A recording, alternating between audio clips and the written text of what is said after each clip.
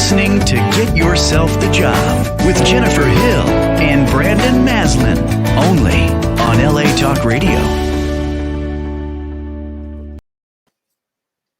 Hello, everyone, and happy Monday. Thank you so much for tuning in to Get Yourself the Job with Jennifer Hill and Brandon Maslan. We are so happy and grateful to have you here today as we continue our exploration in 2021 of everything that you need to know from A to Z on how to land your ideal job in 2021. So today we're going to be doing a special episode. Brandon and I, both having been both coaches and recruiters, we thought we would focus today's episode on the growth strategy and what you need to know to be successful in preparing for an interview. For anybody out there who's ever been on an interview at any point in your life, we know that preparation is 50% or more of how successful you are or not in the interview. Now, before we dive into today's topic, though, I do want to thank our sponsors who make today's show possible, the people over at Markham Search LLC. Markham Search offers premier professional recruiting services throughout the United States, including temporary services, recruiting services for executive search, and they also offer special contingency search as well. So please do keep them in mind for all of your staffing needs. All right, buddy, without further ado, I hand it over to you. Now let's talk interview prep. Yeah, fantastic. And I was thinking about this today that I'd sent you, we were texting earlier today, and we were talking about how this feels very much in our wheelhouse. I think combined, I would imagine we've probably interview prepped 2,000-3,000 people, give or take, over the course of our careers.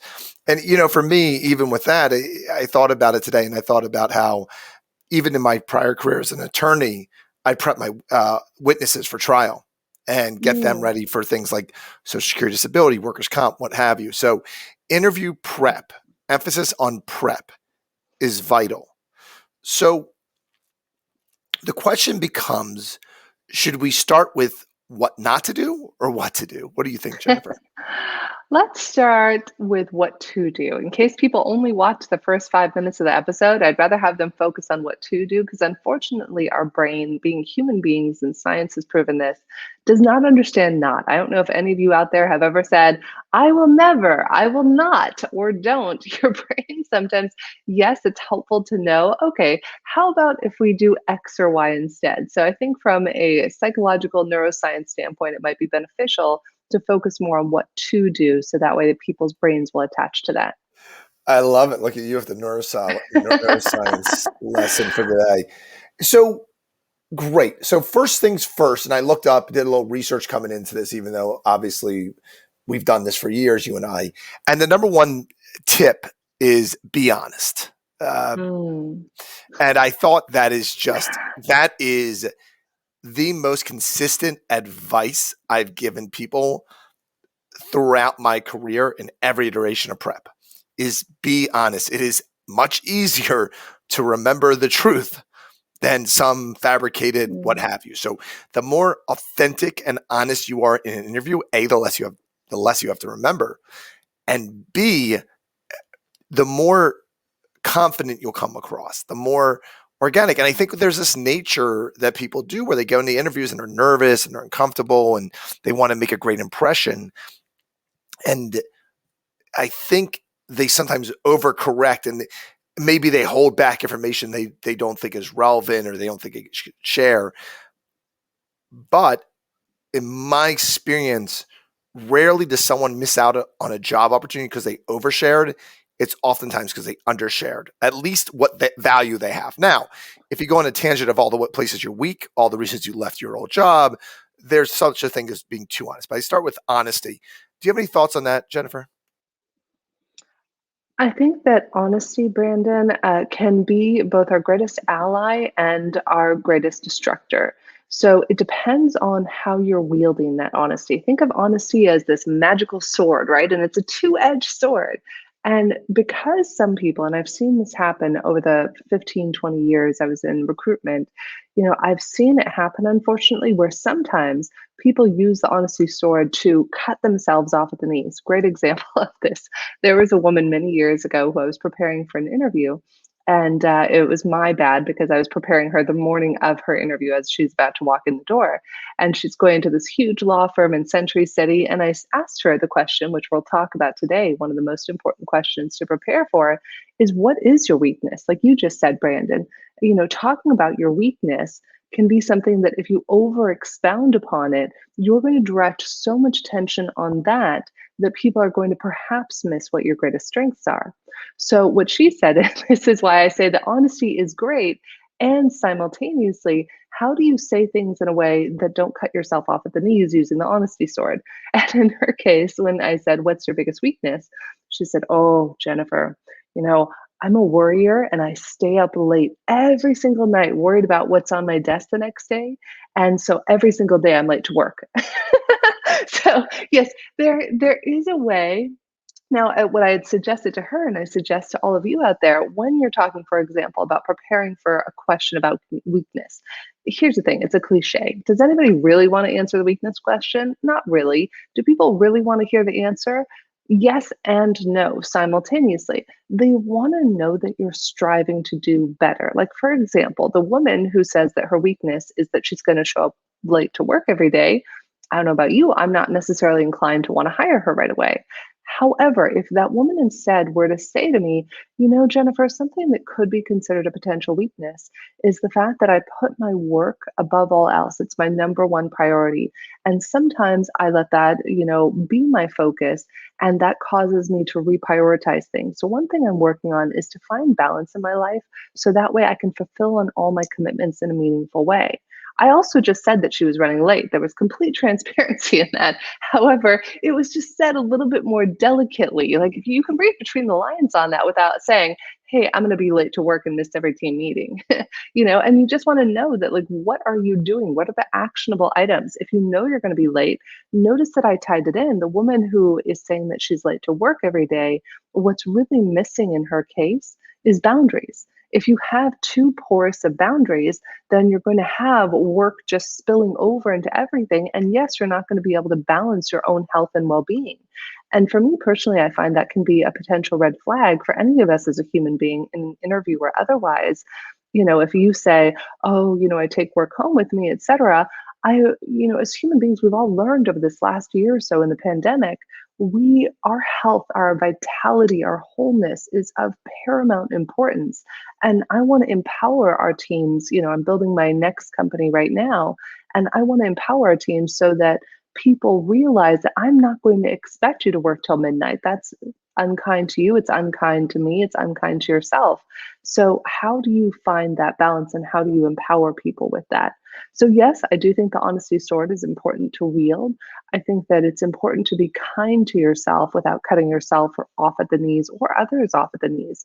If somebody says, honestly, "My boss was a real jerk, an a-hole," whatever it is, that's also honest. But is it compassionate towards your boss and yourself? And are you just saying that the person is a jerk? Or are you saying, "You know what? I had a boss who I worked with, and he was somebody who would often yell at me. And so what I did Yeah. is I would stand up for myself." And that's a way to kind of use, again, the honesty sword in a powerful way. Yeah, I mean, look, that's really important because I tell people the number one question that's going to prevent you from getting the next job is that question you just said. Why did you leave your last job? As a recruiter, I would get calls a lot with, "We love that person. They were great," right until we got why they were leaving. And then they went off on a 15-minute tangent about why they were treated poorly, why they didn't like their employer. No one wants that. No one wants to be your rebound. Uh, Yet Jennifer had something really important. The way I've tailored that question, because it's so hard, right? A lot of times we're leaving a job because we're hurt personally or professionally. But what you can do, and I talk a lot about values in my work, is say, what drew me to your company was this. Mm. You don't have to say why you're leaving. If you point out all the things that you like about the new employer, and you can talk about things like when I walked the hallways, people were smiling and they were happy to be here, it seemed. That's going to make them, the person who's interviewing you, love you more, because they're going to say, "Yeah, that's kind of how we are." Now, what you're really saying is, "My place was a miserable place where no one smiled or talked to one another." But what you're saying, and Jennifer talked about this last time, which is the words we use matter. I love that, Jennifer. I've been thinking about it a lot. That don't say "no worries." We just hear worries, right? Say, "I'm all good." I hear Yeah. all in good. And it's the same idea. Talk about what drew you to this employer. I love that you talked about weakness. The first big job I got as a trial attorney where young 20-something and they were giving me 300 case files and saying, go to court every day and try these things. And I've been in a courtroom and maybe all once up until a point. And what's ironic is one of the things that created the connection with the partner in the firm was when they asked that question of what's your weakness, I said, truth be told, one of the things I struggle with is ADD. And this always happens to me. There's always two people interviewing me and one person's like, oh, this guy's awful. And the other person's like, there's something to him. But there's two things that worked in my favor in that interview. One, he struggled with dyslexia his entire life. And he thought it was very authentic. That wasn't a knock for him. Dealing with some sort of disability. And then one other thing I talk about, and this is actually interesting about dyslexia. Dyslexia is the most common learning disability that CEOs share in common. And it always makes sense to me that if the easiest thing that comes to most people is hard for you, then as you go further in life, nothing's hard. With ADD, what many people may not know is the superpower is hyperfocus. So if you just give it, and that was, made me a very good trial attorney. I would get in there and I would have all the information in my head and I would go, oh, the only thing that matters is that thing that person just said. That's the rest of the case. And he loved that. He loved that what made me a great lawyer was the ADD. Now put me behind a desk all day, give me documents to review, less good. But he needed me to be in court. And for that reason, I got the job. So that's a great example where you get the job based on your weakness. But every weakness comes. Yeah, go ahead. Brandon, I just want to pause though and say that that's the whole point. When you have a job where your quote unquote weakness is one of your greatest star strengths, boom, you know that it's a match made in heaven. That's what we're all striving for. And I just wanted to highlight that for people because whatever we think could be a potential weakness, I, for example, have Asperger's, and so in some ways I'm high functioning and that's great. And I remember when I learned about that, I was crushed and I was like, oh my gosh, I could see my whole life flash before my eyes and any mistake I made or where people said I was cold or not paying attention. And then as my business coach taught me, much like you, I realized it was my superpower because I could become hyper-focused in that way as well. And I know we had some great comments here, Brandon, just to tie it in from some of our listeners who are live here with us. We have Michelle who is saying to carefully and slowly speak when you're answering a question, which I think is so important. I don't know about you guys, but I get all amped up and I'm constantly working with my coaches to be in the moment, allow a conscious loving breath. That's one of my favorite techniques. If we can allow a breath in between, then we're not gasping for air in the interview and we occur as more authentic. And Michelle also brought up another thing. She said, people are going to ask more specifically, less about the weakness and more how do you deal with different types of communication. So we have lots of great feedback coming in here from our listeners. And I invite everybody, you're welcome to comment live during the show. We would love to incorporate your feedback. Just hop on to LA Talk Radio Facebook Live page on their Facebook page, and we'll interact with you there during the show. Yeah, I think it's actually, Michelle, those are great points. And being an East Coaster, I certainly struggle with the going slow. And it's always a good, it's painful, but it's a great reminder. And it's partly because I lead with my passion, but I'm much more effective, to Michelle's brilliant point, when I'm slow. And most look-up interview tips are going to tell you go slow, be concise. One thing that I really think is important, again, to Michelle's point about communication style, is notice the interviewer and how they're talking to you. Match that cadence, match that energy. Really find what that individual cares about and talk about that thing. And one of the things we don't do enough in interviews is we don't, as the interviewee, ask enough questions. Interviewers will tell you whether or not look, sometimes it's a terrible place to work and the interviewer will go, you don't want to work here. you know?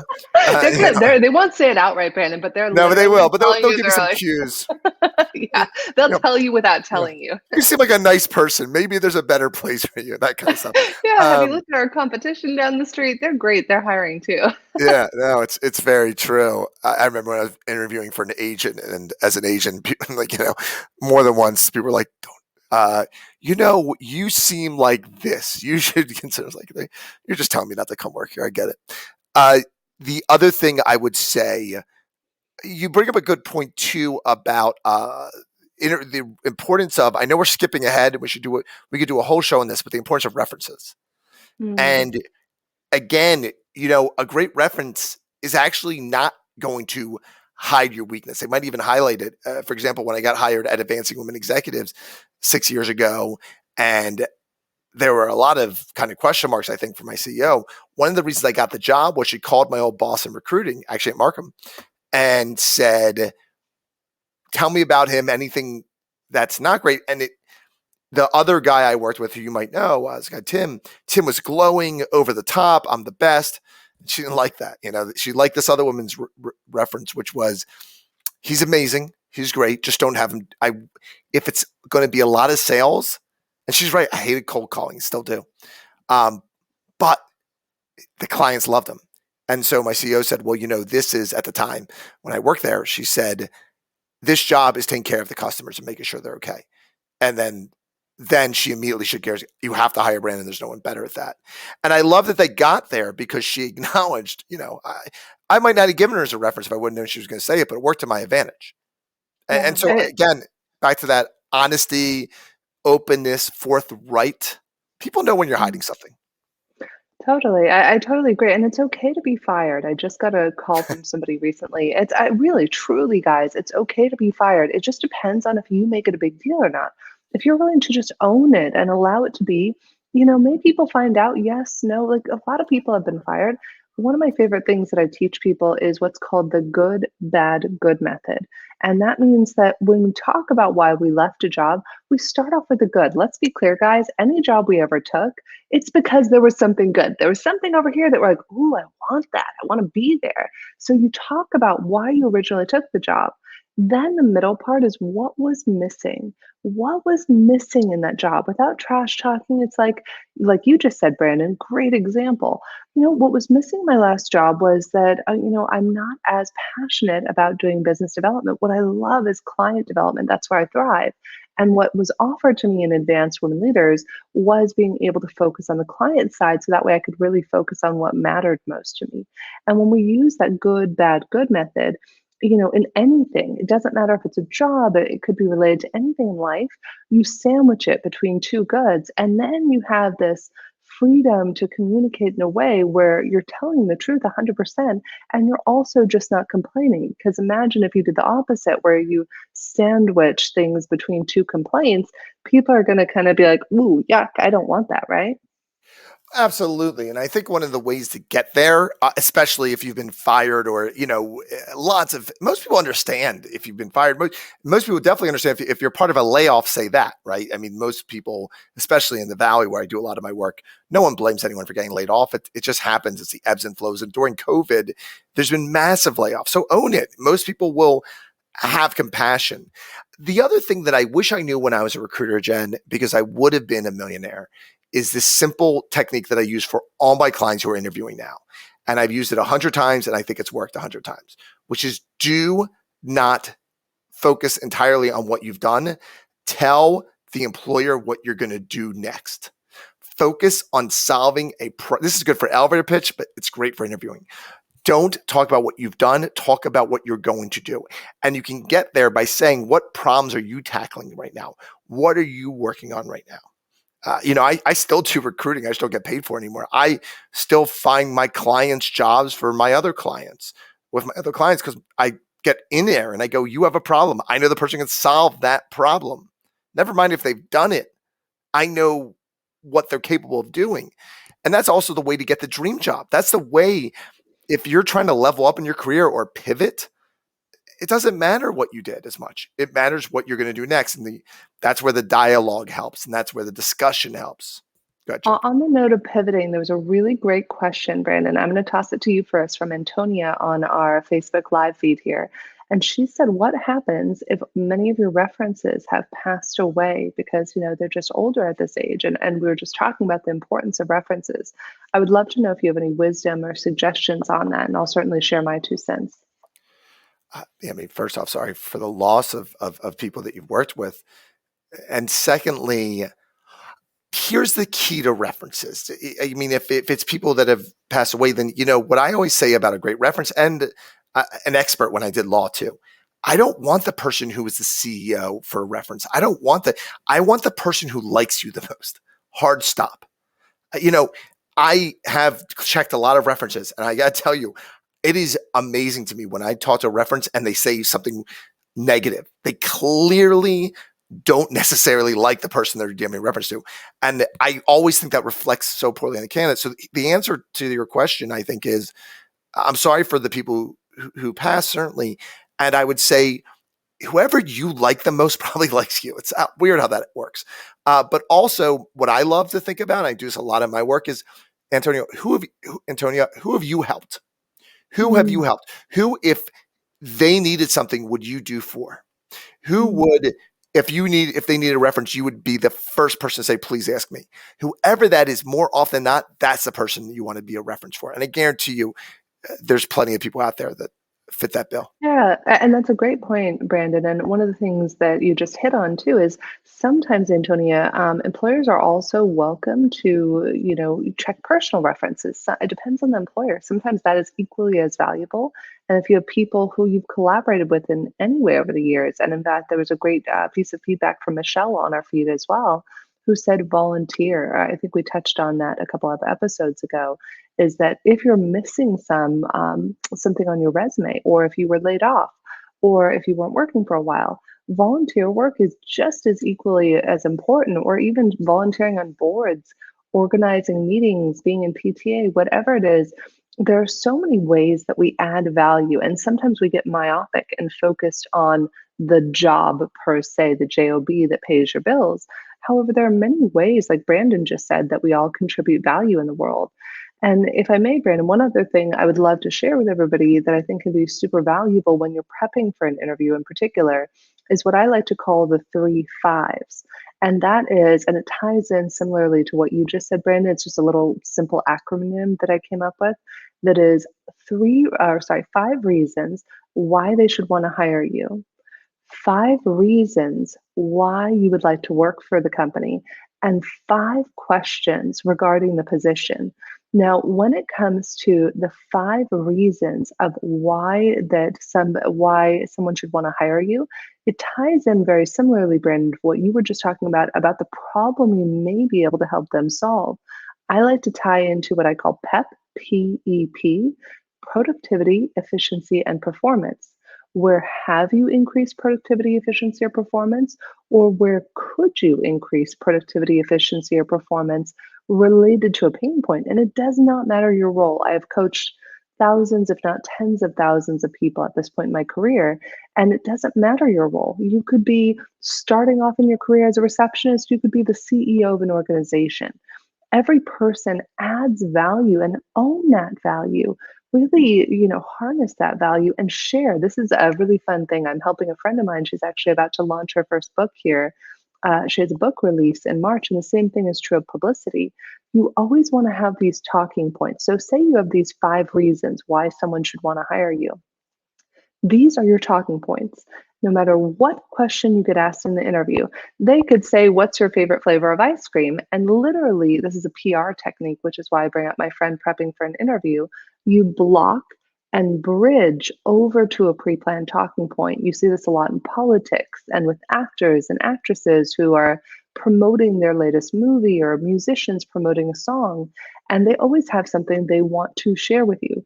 When you're a job seeker, your goal is to share how you're going to increase value and to lovingly steer the conversation the whole way. They say, what's your favorite flavor of ice cream?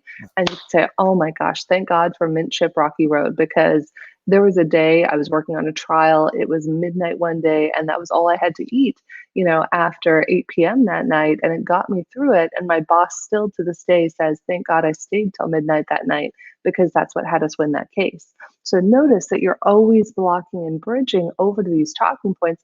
And let me tell you guys, that makes the interviewer's life so much easier because if you're on the interviewer side, it's not necessarily fun. Brandon and I have both probably cumulatively interviewed well over 10,000 people, and it's like pulling teeth. Pulling teeth is not fun. It's not enjoyable. It's like, oh, why did you leave here? Why did you leave there? Why should we hire you? When you offer this on a pedestal, on a beautiful silver platter, here's why you should hire me. Oh, let me share another reason you should hire me. It becomes this symbiosis and this effortless fun thing rather than this cumbersome way of handling an interview. That is so important what you talked about the interviewer's experience. One of my favorite pieces of comments I ever got was, this is someone who just interviewed probably 20,000 people a year. And they said, this will be the quickest hour of my week. Thank you. We all do this. We all are in conversation, especially people who interview a lot of people, and they start looking. You do not want your interviewer looking at the watch. You want them to go, oh my God, we went 15 minutes over. I can't believe it. That's what you want your interviewer to say is, I can't believe we went over. Or, this happened to one of my clients recently, is two separate people they were interviewing with canceled their next appointment because they were so enjoying the conversation. Make it fun for the interviewer. Believe me, that alone. And what are you showcasing that moment to?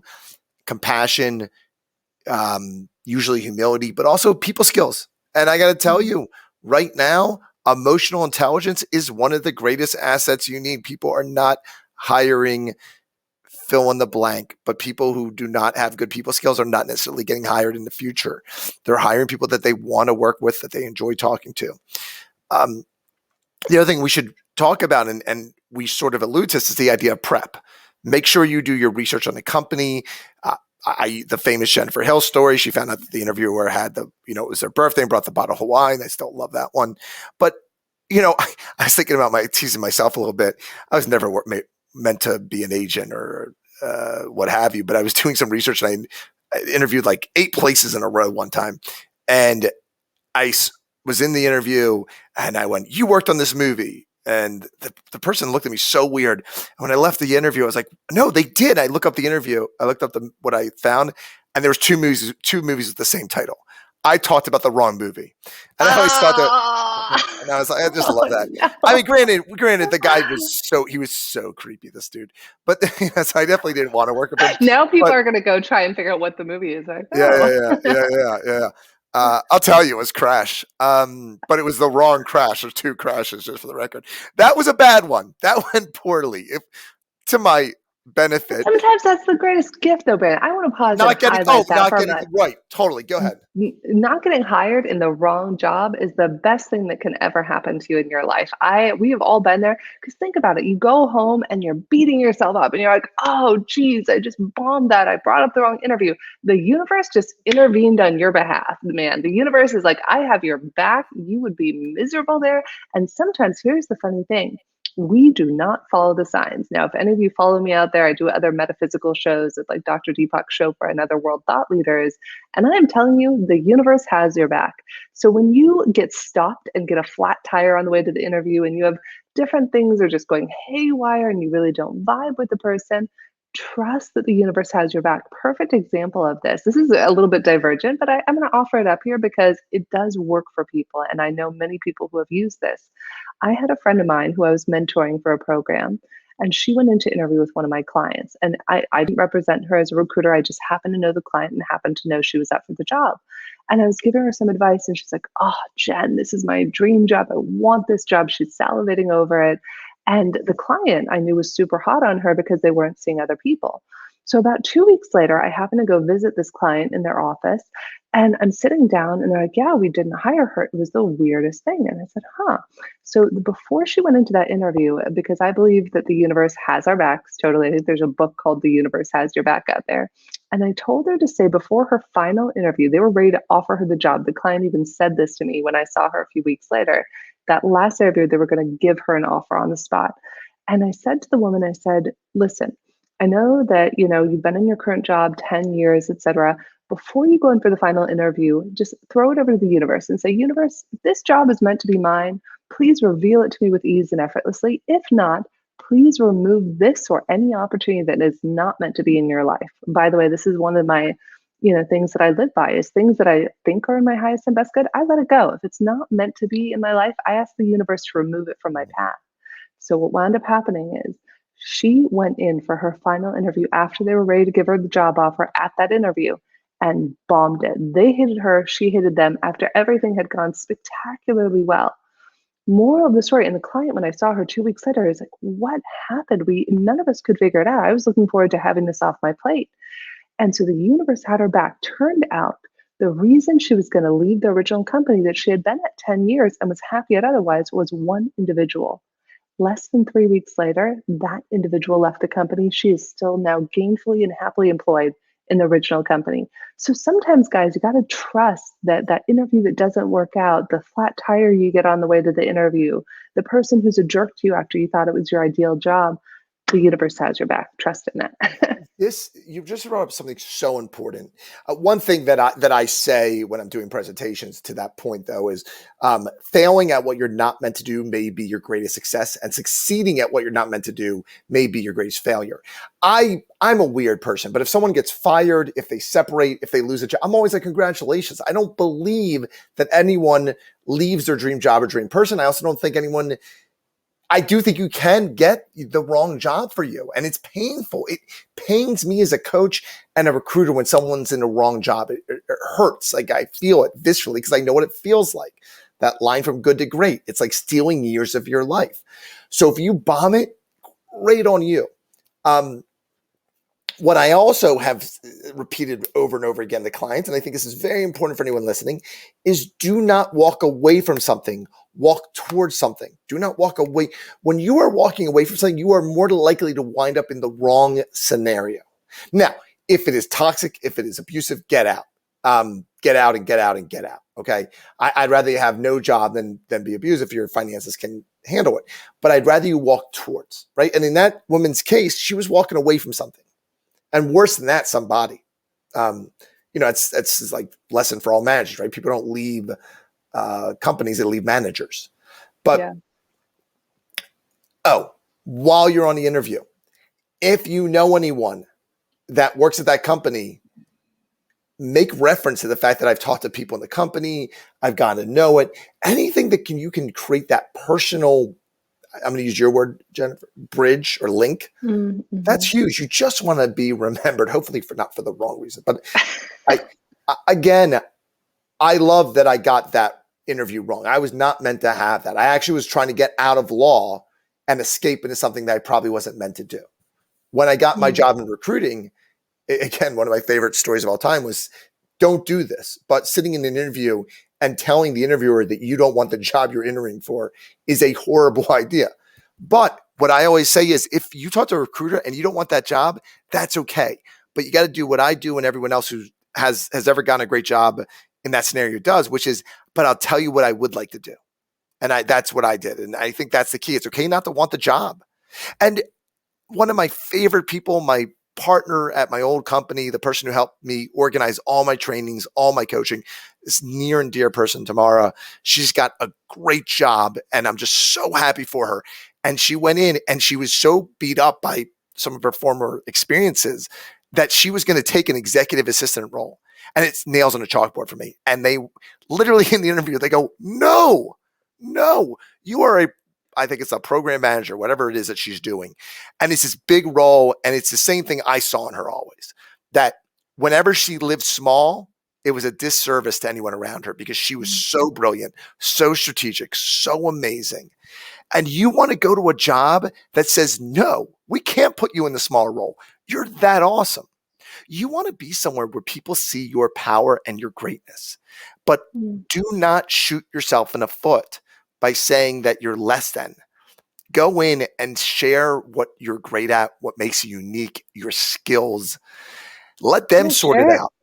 Yeah, Share your share it. superpowers. I mean, I know one of the other things we've talked about, Brandon, is like your power threes and ask people what if you're at a loss. Like I have one of my dearest friends who I've known for over 20 years, and she is an admin assistant. And she's like, Jen, like I don't know, like, what am I great at? And then she did some work and she was looking to transition out of one career into another career.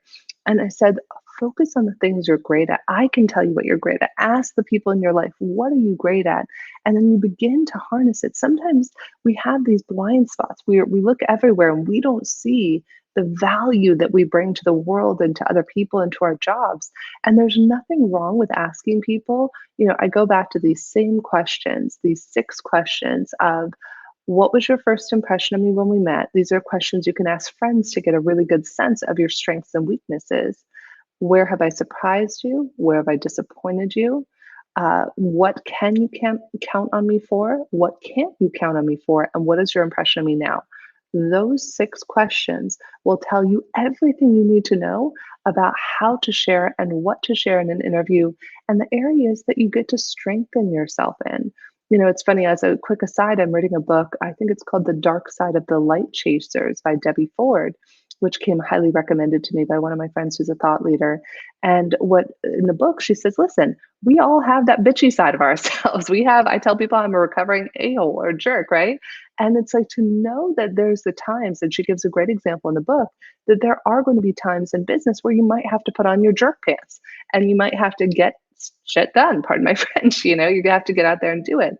And to allow all these aspects of yourself, instead of beating yourself up and trying to be a little automatron in a box and, get all right, allow yourself to be a full-fledged human being Um, and experience the spectrum of all of that you are. And don't be afraid to go out there and ask those questions. So that way you're not blindsided in an interview. And that way you can, like Brandon was just sharing, find the job that's right for you. When you know the whole spectrum of your greatest strengths to the things that you're not as great at, spend the rest of your life doing things you're great at. Your life, your happiness, your health, your wholeness. You will make more money, be happier because, here's the thing, we all have the things that might be our dark side or our jerk side or whatever it is. Find a job that embraces those and allows even that aspect of yourself to thrive so you don't have to suppress it and you can be the full spectrum of who you are as a human being. Absolutely. And I just got an email from one of my favorite people I've ever coached, this young woman. And she just got promoted and promoted and promoted again. And I've talked about her in the past. It's like, she's my hero because she fully embraced who she was finally in her life. And ever since that moment, she interviews from that space, she shows up in that space. And the companies and the people who can't handle it have gone away from her. The companies that want more of that have promoted her. As I used to say to my clients, you're not Meryl Streep, you're not De Niro, you're not going to win any Oscars. Don't try. Little micro tips, by the way, just that are helpful. Bring at least 2 to 3 copies of your resume. I know most people don't do hard paperwork, but you don't want to not have them. Go in, put the paper down. A lot of times your interviewer is so busy, they haven't done any research. They're just, this is the thing they're doing today. By the way, sometimes if you interview at a company and there's 10 people, one of them might be a jerk. Don't let the one jerk they're just having a bad day. I can't tell you how many times I talk to someone and it's like 9 great interviews, 1 terrible person. I'm like, well, this is probably because that person's terrible. We're having a bad day. Good ratio, by the way. Yeah, it's weird though how often that happens. The other things are get there early, be nice to everyone. I mean, it seems like a dub. I always say as an interviewer, as I judge a company by how happy your receptionist is. So, look at cues too as you're walking around. You look at the faces. Oh, and that's the other one, non-verbal cues. We forget, especially God bless us, and if you're doing a Zoom interview, it's so easy to be. Mm. Yeah, and I a know we got couple of Zoom. Yeah, I mean, lock Yeah, I in. was gonna say, let's focus on Zoom for a moment too, because I know for at least the near future, many countries and people around the world are still under lockdown, and so many of these interviews may be happening in this sort of a capacity like we're in right now.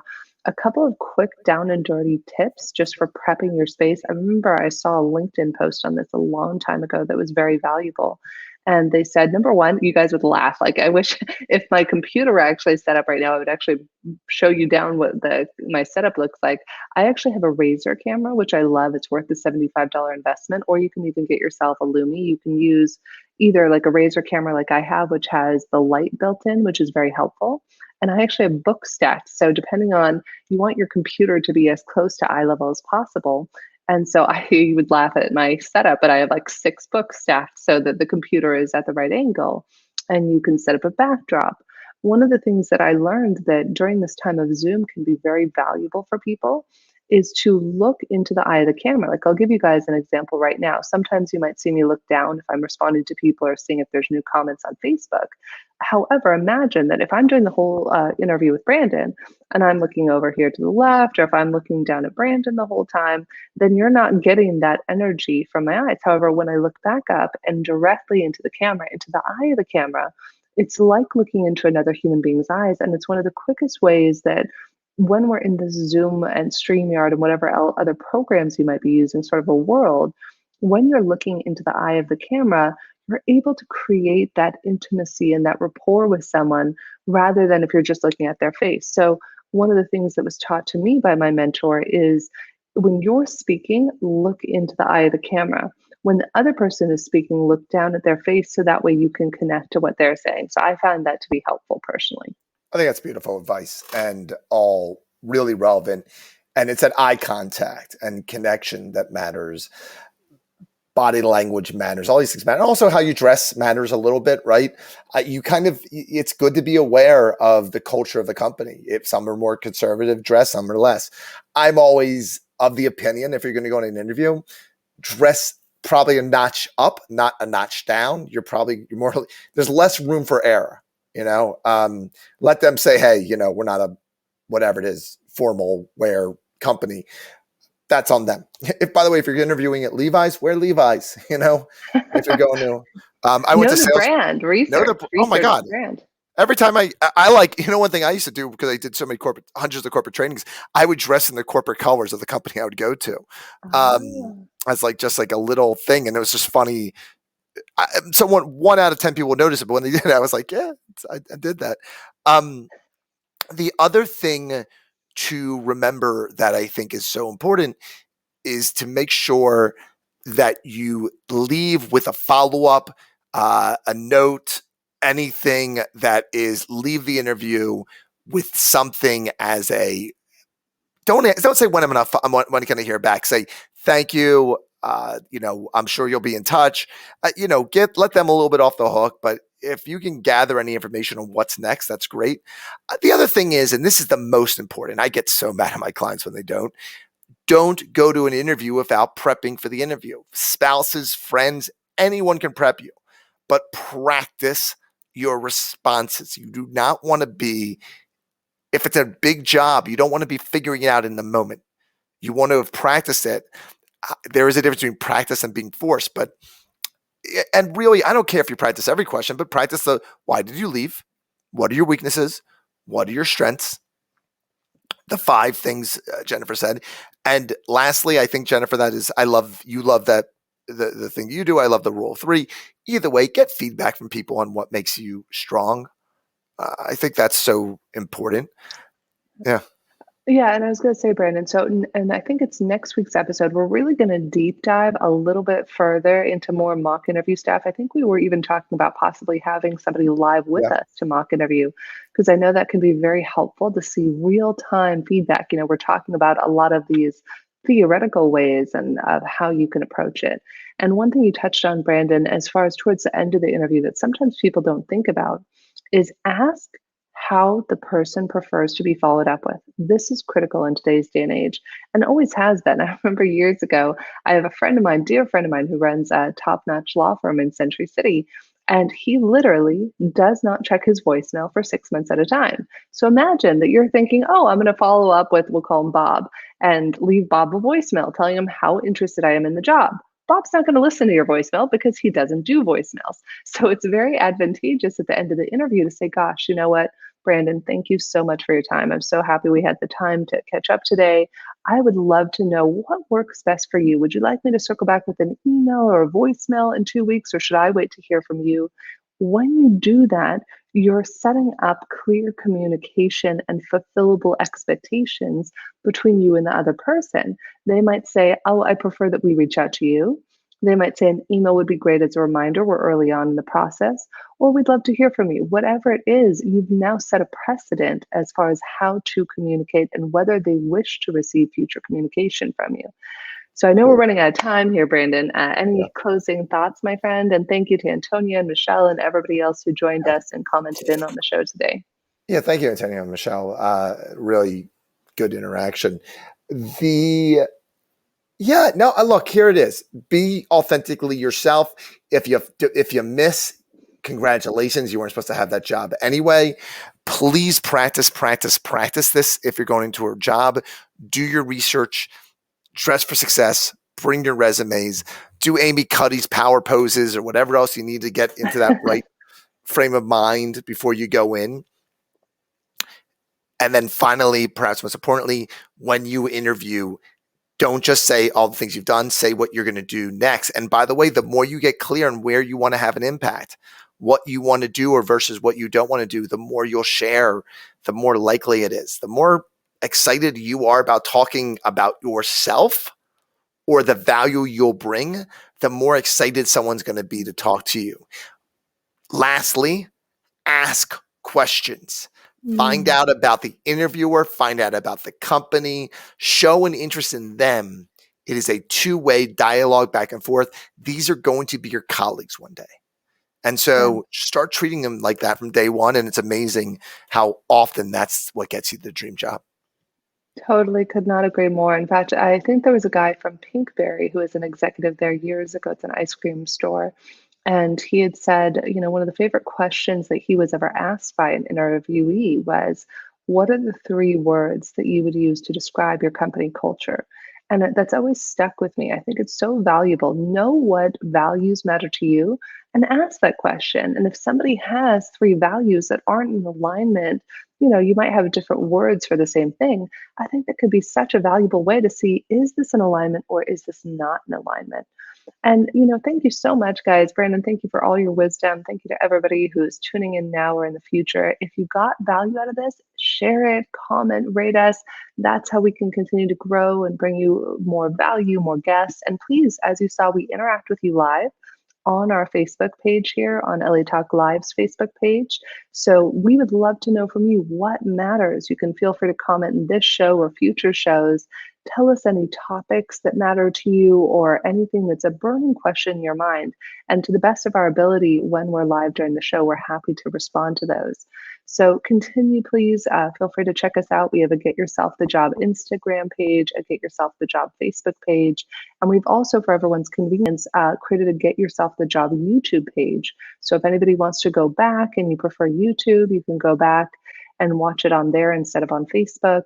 And, we're so grateful to be able to be here with you guys. We're so happy that everybody tuned in and, just wishing you out there the best of luck in being able to fulfill your heart's desires and have your dreams come true. So thank you so much for tuning in here today with us and just wishing you a great rest of your week.